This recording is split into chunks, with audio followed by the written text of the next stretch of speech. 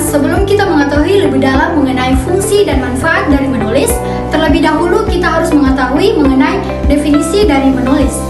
Menulis merupakan sebuah kegiatan untuk menciptakan suatu catatan, informasi, serta cerita dengan menggunakan aksara.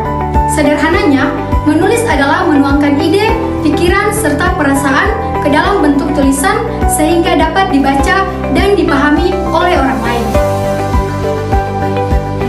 Secara umum, fungsi menulis adalah alat komunikasi tak langsung antara penulis dengan pembaca, di mana penulis di sini dapat menjelaskan dan menggambarkan sebuah gagasan, ide, pendapat, dan imajinasinya secara jelas dalam bentuk tulisan, serta penulis juga dapat menyampaikan pesan kepada para pembaca. Nah, di sini fungsi menulis dapat dibagi menjadi 4 bagian. 1. Komunikasi.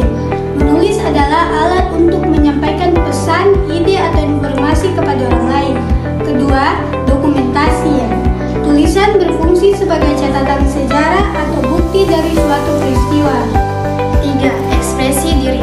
Menulis adalah cara yang efektif untuk mengungkapkan perasaan, emosi, dan pikiran kita. Melalui tulisan, kita dapat melepaskan segala yang ada di dalam diri kita.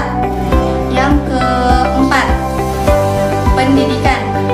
Menulis adalah alat pelajaran yang efektif. Dengan menulis, kita dapat mengorganisir pikiran, mengembangkan kemampuan berpikir kritis, dan meningkatkan pemahaman pada suatu topik.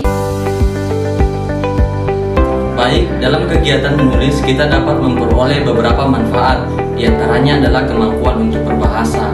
Nah, kemampuan untuk berbahasa ini lagi dapat kita kembangkan dengan cara menambah literasi atau bacaan kita. Yang kedua adalah mengembangkan kecerdasan. Mengapa dalam kegiatan menulis dapat dikatakan mengembangkan kecerdasan?